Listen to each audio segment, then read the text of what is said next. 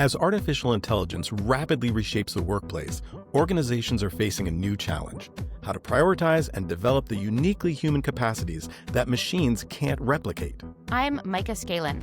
And I'm Noah Scalen. We are business partners, siblings, and we've spent the past decade helping leaders build the creative capacity they need to thrive. Now we've gathered experts at the intersection of art and science to explore this rapidly changing landscape. It's time to unlock the full potential of human creativity as a strategic advantage in the age of AI. Welcome to the ROI of Creativity. Our guests, plural, this week are Susan Magsamen and Ivy Ross.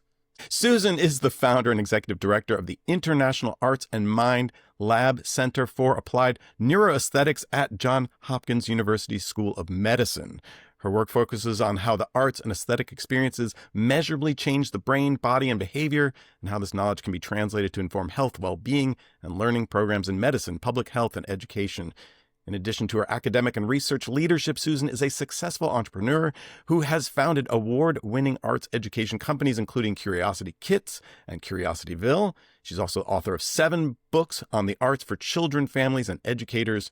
And Susan also serves as co-director of the NeuroArts Blueprint Project, a joint initiative with the Aspen Institute. Ivy Ross is the Chief Design Officer for Consumer Devices at Google. She has held executive positions at Calvin Klein, Swatch, Coach, Mattel, Art.com, Bausch Lomb and Gap.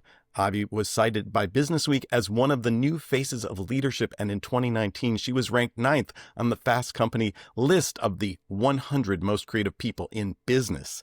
A renowned artist, Ivy's innovative metalwork and jewelry is in the permanent collections of 12 international museums. A winner of a National Endowment for the Arts grant, Ivy has also received the Women in Design Award and Diamond International Award for Creative Designs. Ivy believes in the combination of art and science to make magic happen and bring great ideas and brands to life. Those are some bios, y'all.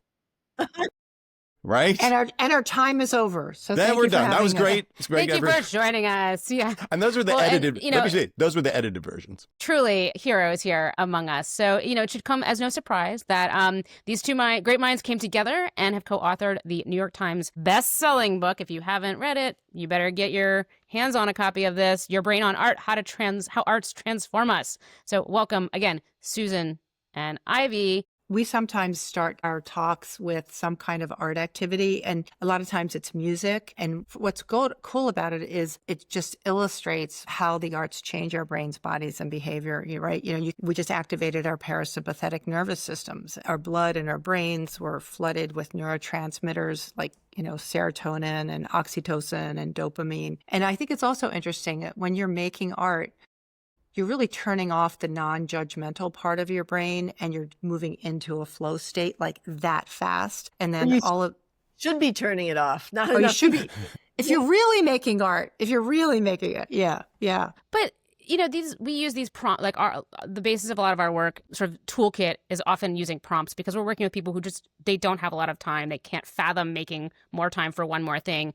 So this prompt methodology for us was like, what is the smallest thing people could do to start to see some change? And we realized it really only took like 3 minutes and people were already experiencing such a change. So for Noah and I, we're both interested in, all kinds of sciencey things, and we're artists. But I think that experience, for me at least, and Noah, recognizing we thought we had to create this elaborate experience for people to start to understand the value of this. And we realized actually these 3-minute activities work just fine. They get the experience and they have the insights. So I want to know from you, to get us started, how did each of you become interested in this intersection between art and neuroscience? I'll start. I was an art major and psychology minor. So those two things, because I was interested in designing and creating, but also how do people react and what's the interaction and how do people use art. So it's always been, an interest of mine. And so when Susan reached out from the Arts and Mind Lab, and I get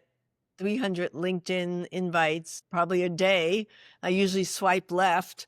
I saw the Arts and Mind Lab. Oh my God, my 2 favorite things together. Click, yes. But we'll get into that later. But essentially, I just think I was always a maker as a child. My dad is an industrial designer. And so he taught me how to see things beyond what they appear to be, how to extrapolate ideas into something else.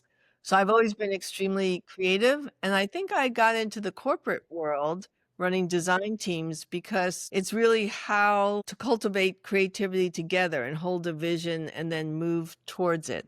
That's always been the magic of making together. I'd say it's in my DNA, and it's certainly the thing I've been doing for 50 years. Yeah, same for me. I mean, I was born into a house of makers, and we didn't call it art. It was just that we did it all the time in everything we did. So very much around the routines of making and creating. And so I was sort of in the water. I've told this story before. I think the aha for me in terms of deep knowing was, I always kind of understood that there was a purpose and a deeper sense of knowing in what my family was doing and how we sort of perceived and framed all of the different kinds of things that we were doing. Like, it was just satisfying. But I'm a twin, and my sister had an accident where she almost lost her leg. And it was a really traumatic experience where she stopped talking. She couldn't talk about what was happening at all. And my mom asked her to start drawing, that she started to create metaphors and symbols and then narrative around what was stuck inside of her, that there were not logical, rational, cognitive ways to describe it. And I think that's what I understood, really, that we operate in this cognitive mind most of the time, but to really live purposely and deeply and to know ourselves and our bodies, we have to find that content in other ways. And that's through creative expression. And we forgot that. We've forgotten that as a culture. So I always love when Ivy hits the note around designing teams, because I think you go from the individual to the collective, and working with design teams. In some ways, it's like we work with our families. Our families are design teams. Our neighborhoods are design teams. Our country is a design team. If you really think about what are we designing for and what are we creating for? And so I think we've seen it as rarefied, but in fact, this work is just so intuitive and so essential for who we are. And, we talk about in the book how we're wired for art. And when we say we're wired for art, we mean we are neurologically, physiologically, evolutionarily wired for this. And somehow, the lights went out and we haven't remembered it for a long time, but it's the secret. Yeah, well, we haven't remembered it because we got focused on productivity and efficiency, as well as, we were shut down as kids because we were told that's not the way you draw a house, or you'll never make a living in any of these arts practices. So yeah, I think we came fully loaded with the software we need to be creative expression beings. And then little by little, the software, I'm just making up this analogy in the moment. I like this. Got outdated because someone said you'll never make a living at it, or you're not good at that. And what was it? Sir Ken Robinson, right? The famous story is he went into kindergarten. Who's an artist? Everyone's hand went up. By the time he got to third grade, no one's hand went up because the judgment had come in. Yeah.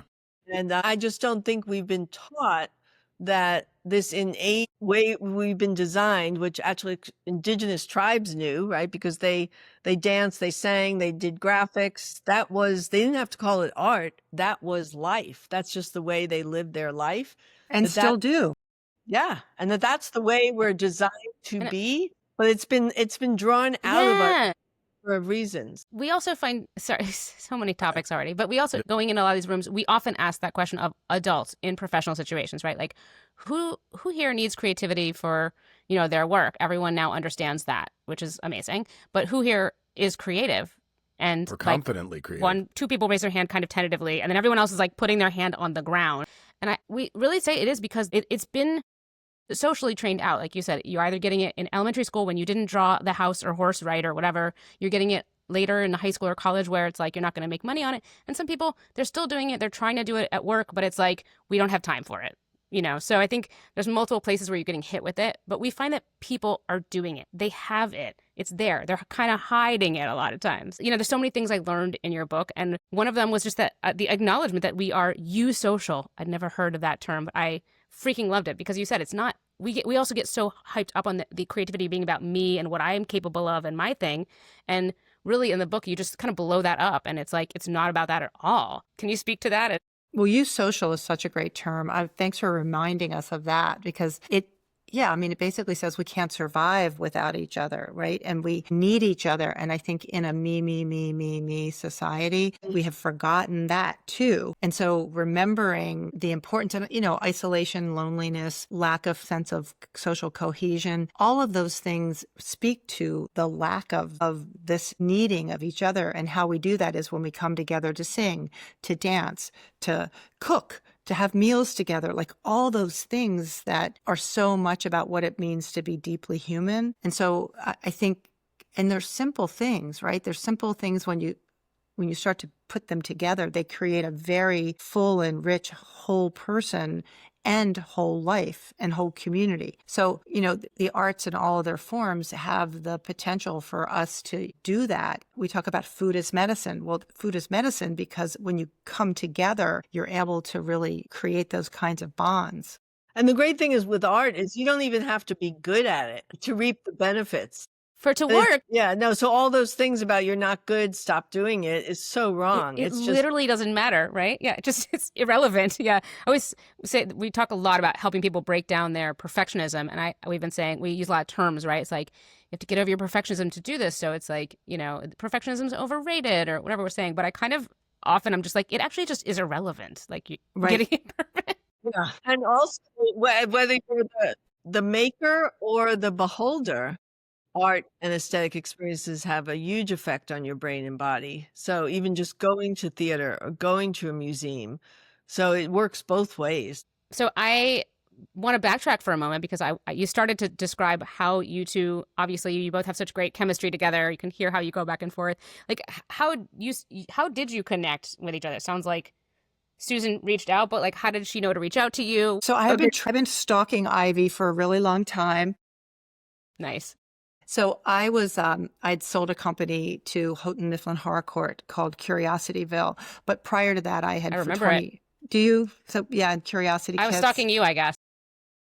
You know what? There's no healthy stalking, nothing wrong with it. But, there's a lot of amazing women that are doing amazing work in the corporate world that never get their fair due in some ways. But Ivy, I had known about her even during Curiosity Kits because she was just sort of thinking about this work and I think shaking things up in an interesting way. And so in my lab at Hopkins, we have something called the Luminary Scholars. And I had wanted Ivy to be a luminary scholar. And these are people like in the world, but doing extraordinary things through the lens of arts and aesthetic experiences. And so I reached out to her on LinkedIn, didn't know her, didn't know anybody that knew her. And I said, hey, I've been looking at what you're doing and I'd really love to talk to you about this work. And she said, okay. And so when we hooked up, we had scheduled 30 minutes, sort of like a blind date. Let's just have coffee and we'll see if we want to go out again. And so at the end of 30 minutes, either she or I said, do you have another 30 minutes? And so she said yes. And at the end of the next 30 minutes, she said, do you have another 30 minutes? I said yes.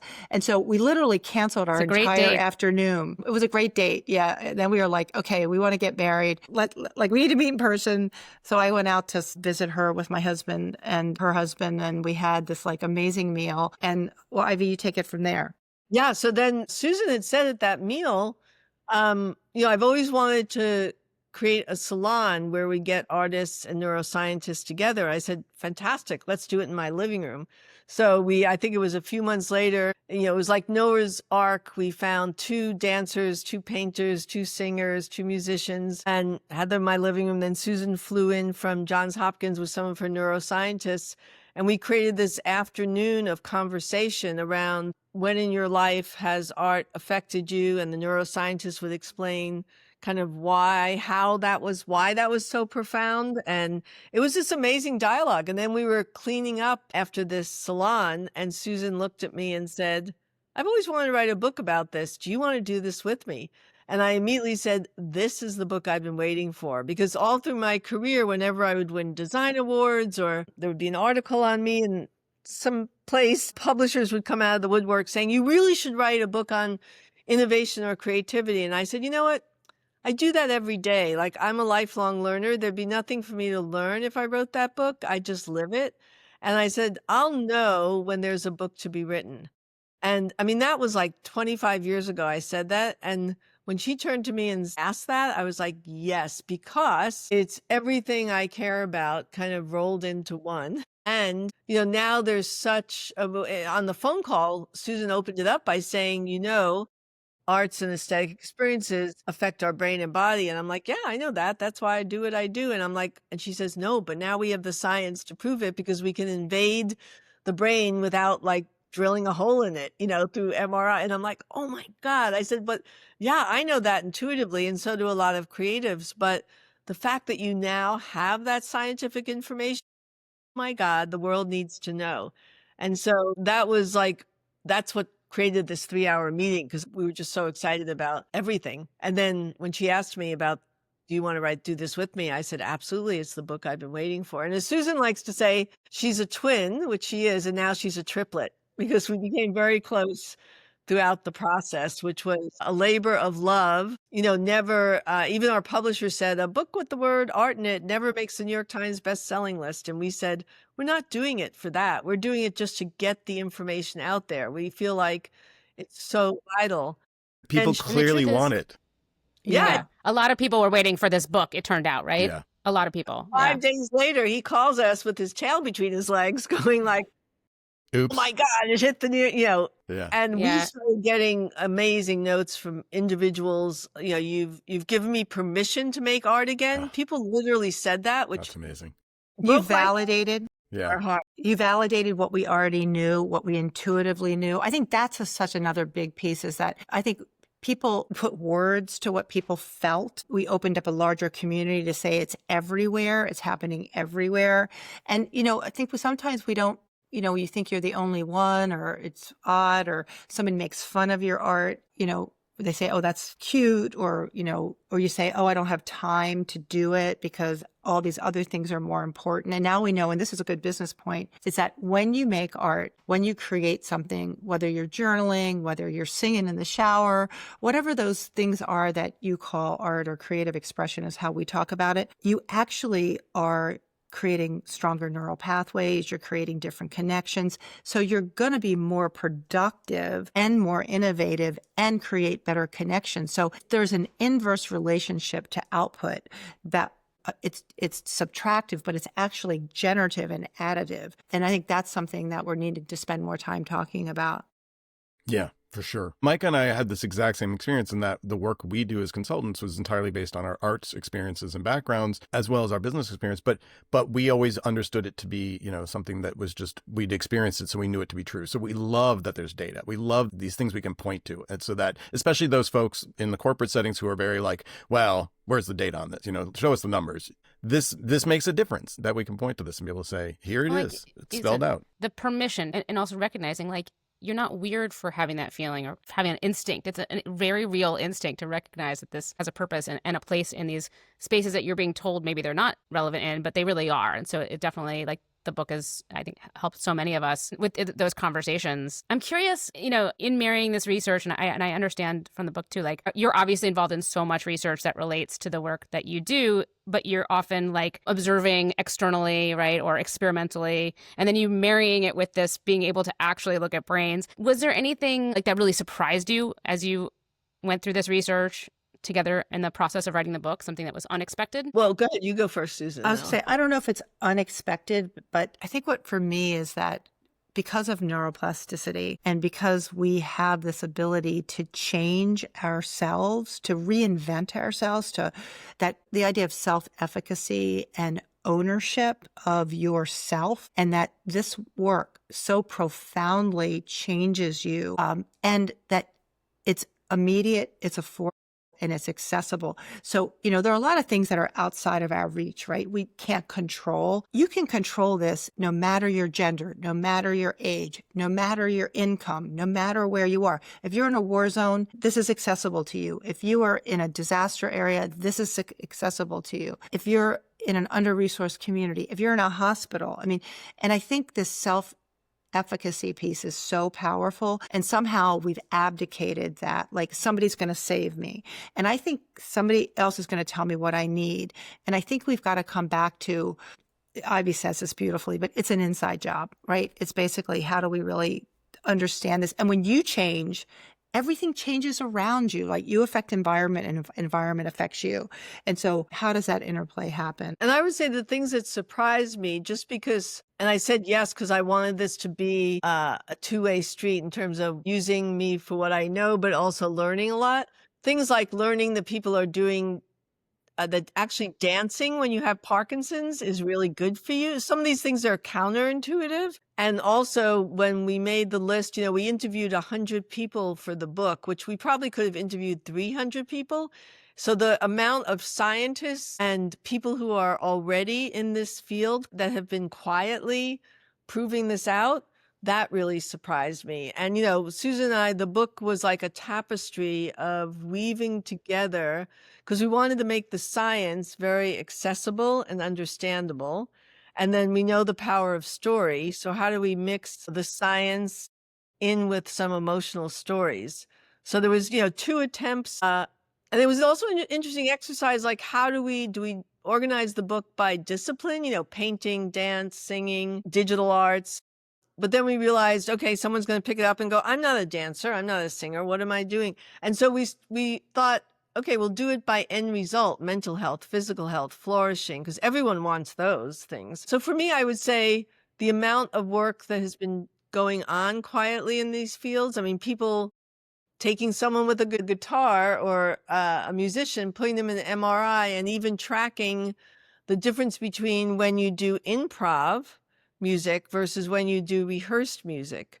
I mean, with improv, more parts of your brain and other parts of your brain light up. So it's things that, when you hear it, you go, oh, sense. Because when you think about when you're improving all these other parts of you that has to be on versus when you're just rehearsing. So yeah, for me, there were a lot of beautiful surprises. And then, Susan and I say it was like taking out, we found out we had similarities. We both used to weave on a 4-harness loom, but it was like taking the warp, which, was the science, and the weft, which is life, and figuring out how to, weave them together. I think the other thing is sustainability. Powerful as this work is, there is a huge divide between knowing how powerful it is and really bringing it into the world so that it's sustainable and there's policy, that businesses are using it, that educators are using it, that healthcare is making it part of mainstream medicine and public health. That hasn't happened yet. It's beginning to happen, but how hard it is to make systems social change. I think, we knew it was going to be a long road, which is why we did the book, but the work of, that's what the blueprint's about, is the work of really building a solid field. And, arguably in this environment, people need it more than ever. And there's a lot of headwinds. And so I think there's something just important to think about. As much as you know something works, it doesn't mean that it gets into the zeitgeist and gets into the culture. And so we're really committed to making that happen.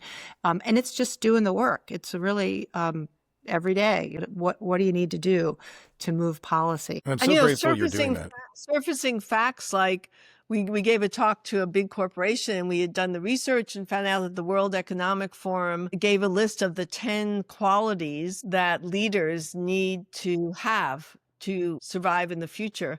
And literally half of them were you could gain from the arts. And, people were surprised. Love sharing that. It's an amazing report. And I love that you've made it accessible through this book, that it's so popular and it's readable, that has these stories.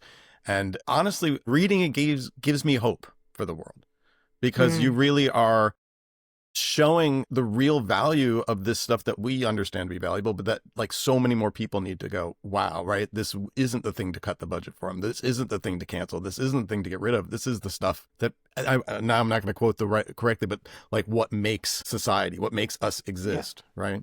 And this is the thing that you should be doing for 20 minutes every day, whether you're talented or not, right? And this is the thing. We love that people have been writing us and contributing these creative ideas. Like they're starting art date night where, 2 couples go to dinner once a month, and one time it's one couple's job to, after dinner, pull out whether it's the watercolor kit or something that they've never done and just roll up their sleeves and start doing. And actually there was another group that started a thread, and they would give each other prompts. For example, because people always say to us, well, how do I I'm not in the arts. I don't do, and so we always encourage them, just buy a lump of clay. Like, it doesn't matter. Just start somewhere. Stick your hands in it.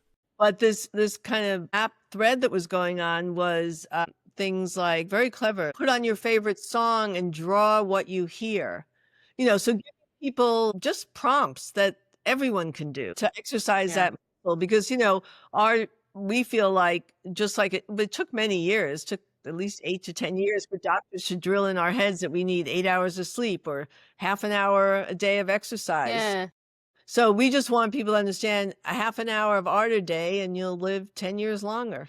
So, at the end of the book, you're talking about the future and art. And in the short time since your book was published, so the paperback just came out, but it was a few years ago, and you're talking about very current stories in it, but a lot has happened since then, especially in the AI space.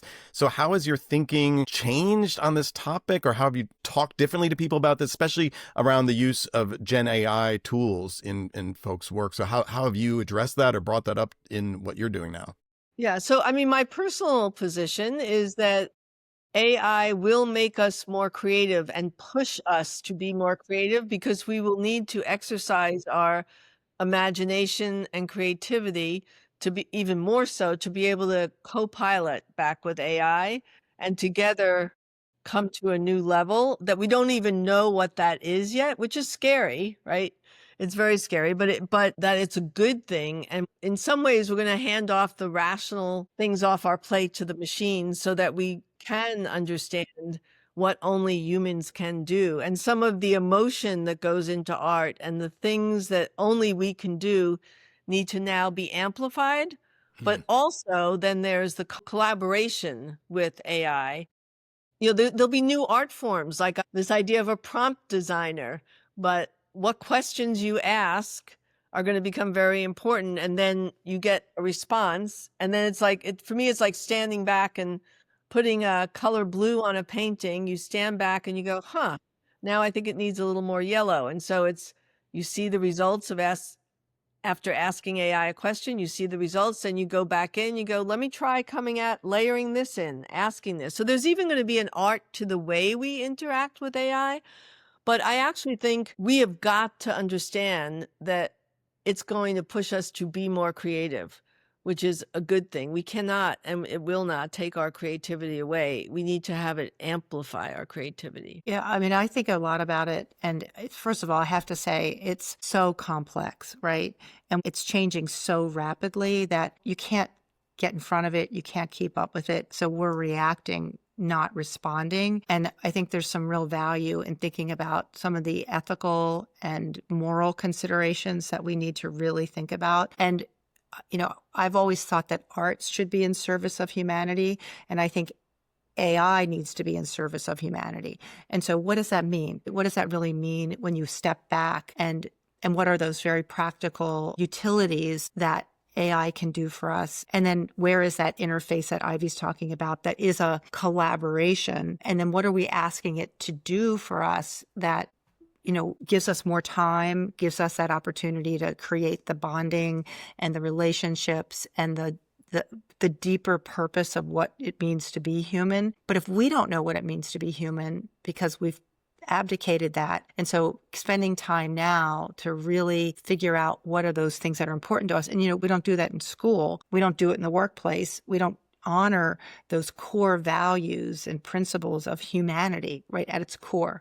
And so I think we're at an inflection point where we need to really start to think about what are those safeguards for humanity that we hold to be self-evident, right? Really, what does that declaration of humanity look like so that we don't forget what it means to be human? And we're at that precipice, right? Where AI is coming into a lot of things. So how do we hold that space sacred? I think it's both, it's a terrifying time and it's a incredibly exciting time. So two things are true, right? And we don't like ambiguity and we don't like uncertainty. So that's also a very human thing. And I believe, out of chaos comes creativity. We've seen that time and time again, and we are in a chaotic period. But I'm holding that the creativity will be the end result, more creativity, actually. And I think using art to express how we're feeling as humans now, that's also really important.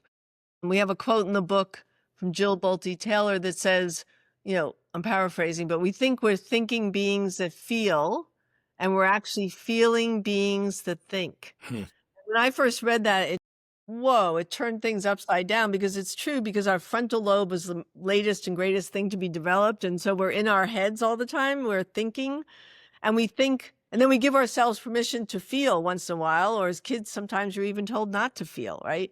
But what she's bringing up, and now from knowing more of the science with Susan, it's absolutely true. We are designed to be feeling beings first. Feeling first. Yeah. Right. Then thinking beings. But we do not. So as soon, you walk, and I think as creatives, most of us walk around more so probably in that mindset, because we're always taking in information. We're looking, we're observing, right? I'm looking at the way the light is coming through the trees now outside. I mean, it's just natural. I look at everything and pay attention to what gets my attention. But I am attuned that way. But I think that when people hear that, it really helps, because it changes your paradigm and the lens at which you look through life. And that's super important, because the machines will do some of the high level thinking for us. We are feeling beings.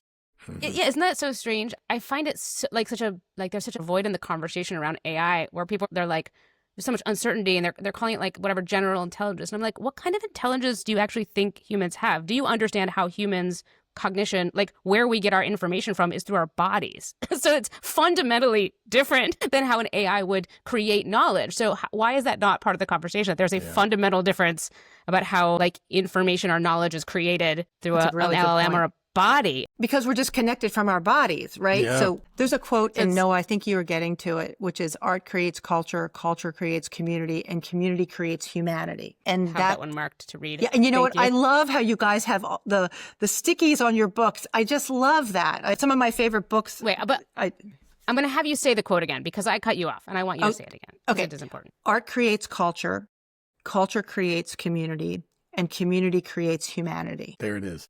Yeah. And it's true. So, my gosh, I love that y'all are taking, like, even though you both talked about this topic of AI differently, you both came to it with the same thing, which is about the human piece, which is what is so essential. And, our thesis here, right, we call this the ROI of Creativity Summit.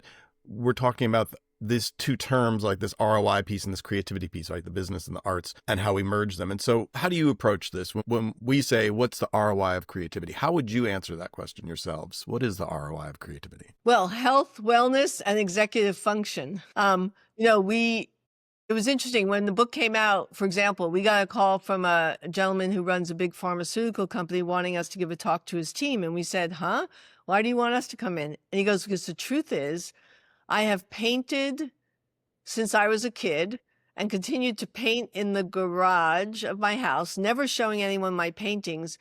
But I believe my breakthrough in drug development was based on the fact that I painted my whole life. And he said, I'm willing to come out of the closet now and tell my entire team that.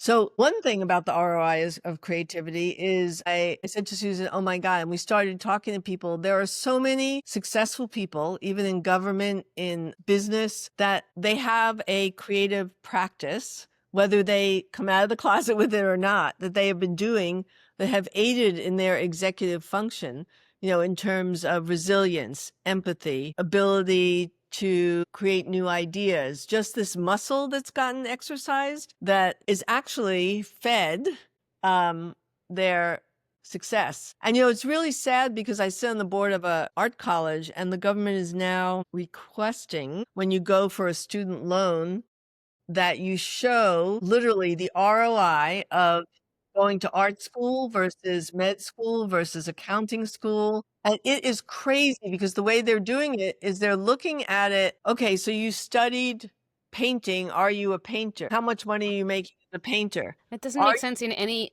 context of how people, what they study, what they do. Yeah, they don't understand. It's driving me nuts, and everyone nuts who's in this field. And that's why I bring up the fact that sometimes arts are a foundation that you then go on to do other things in your life. And that upbringing and those practices have aided in the success.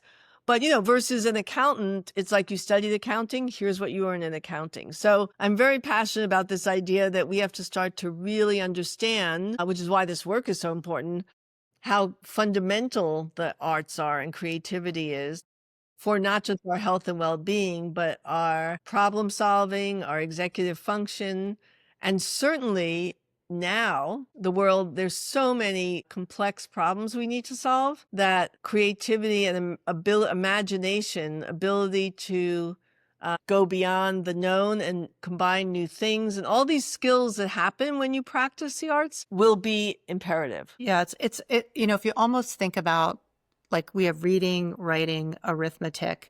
The arts should be a basic skill set that everybody learns, whether you're an accountant or a mechanic, because you're wired for these experiences. It's how you learn best. And I had a neuroscientist tell me, I used to say the arts are transferable. And she said, no, they're not. They're not transferable. They are like building a muscle. They're already there. So they don't transfer. You don't transfer something that you own. It's there, but you have to build that muscle, build those neural pathways, build those structural and functional connections. And so, like when Ivy talks about executive function, in that case, we're talking about that procedural knowledge, right? Procedural memory, being able to know what comes first, what comes second, how to decision make. Those are skills that you need in everything you do. And if you don't have good executive function, you will procrastinate. Usually, that can lead to all kinds of failures, even though you have great ideas. So, there's just at a very functional level, I think that's really super, super important. So right now we think about arts as an entertainment, as a luxury, as a nice to have. So when you think about and then you think about artists, they're not artists that maybe are going to be a painter or are going to be a musician or are going to be a composer. Well, in other countries, the government pays for those people to do those jobs because they build culture, and culture creates community, and community creates humanity. And so they are building their culture because the arts are infusing that. And the World Economic Forum talks about this too, that says, if you don't have arts, if you don't have culture, you can't build a strong economic base. And so you can take that at a micro level, you can take that at a macro level. And so I think there's just a lot of things to really unpack when you think about how to really come at that, what I think is a really fundamental question that you're asking. I love how you put that. I want everyone in the world to hear this, and I'm so glad your book is being read by a lot Send of it people, out.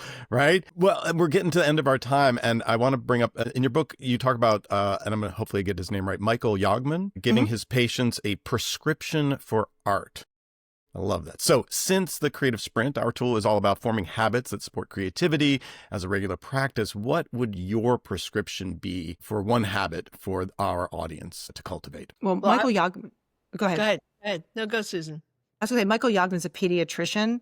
And so he's been prescribing arts and play for 50 years because, duh. So I have to say my prescription for anybody would be to do something that you did when you were a kid. That would be, and remember how that felt, and that's what brings you purpose and a sense of life. It's interesting. The definition of play is doing something different than you do every day without a prescribed outcome. And that is the key. We are so transactional and outcome driven. So the prescription for me would be to do, and that's what creativity and art is. I think when you start out with a blank canvas or a piece of watercolor paper, for most people, there's no prescribed outcome they wanted, but to play with it as the advice to be just to play with the idea that I'm putting color on paper, or I'm going to dance around the house, or so that's how you actually build imagination and creativity muscles.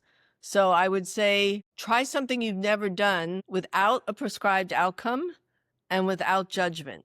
Those are the two key things. And just see what fun it is. And it's accumulative. I mean, you start thinking differently. We're so hard on ourselves. You mentioned perfectionism. Like, we treat ourselves so badly. You never treat a friend or anybody like the way we treat ourselves. Judging and criticizing and, not good enough and imposter syndrome. And society has put that out there. And so how do you turn that back and own your own sense of self and creative self? Yeah. I think it's hard too, because we're talking about art, and I think people think of capital A art, and that gets overwhelming to people. And you talked earlier about this idea of a talent, right? And we were talking about skills skills are buildable. Talent is something maybe you just have, you don't have, whatever. But we don't want to be about in that conversation. So I love that you're saying it's over here. And this is where we're at. And honestly, both of your answers that are related, right? Because when you were a kid, you didn't have those prescribed. You had fun, you played. And that is how we did so. So, we bring our Creative Sprint tools with the prompts because we know that blank page can be daunting to people. And that perfectionism piece is like, we can't even put the first mark down because what will this be? But if we say, okay, do this little thing, then suddenly everyone's going, right? And you're right about art with a capital A, because that's why we went back to indigenous tribes and spoke to them, because it's like, when did that even happen, the word art? And then I think because before we just did it, we lived it.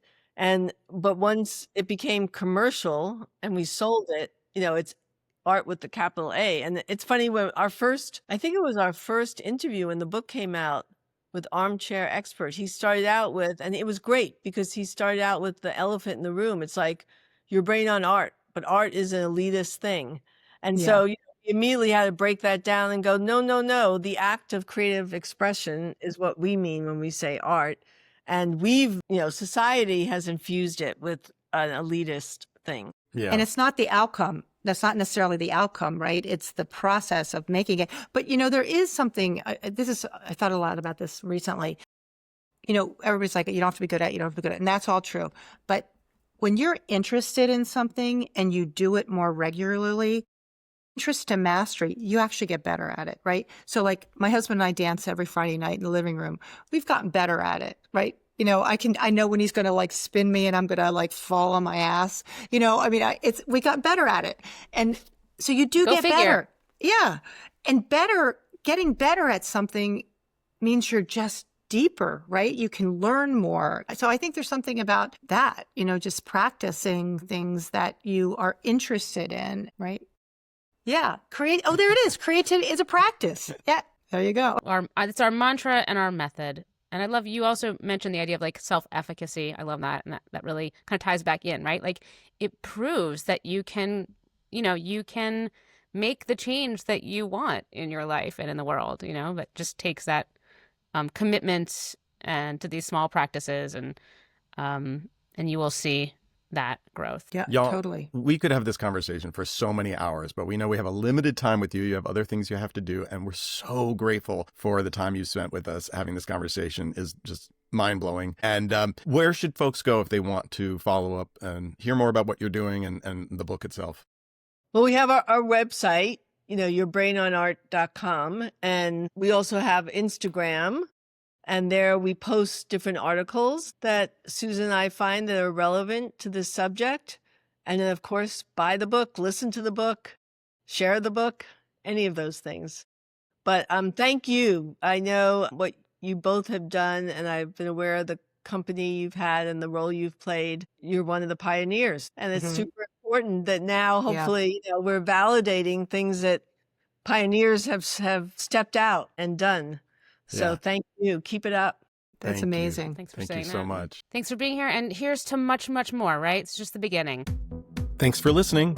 This conversation was recorded live at the 2025 ROI of Creativity Summit.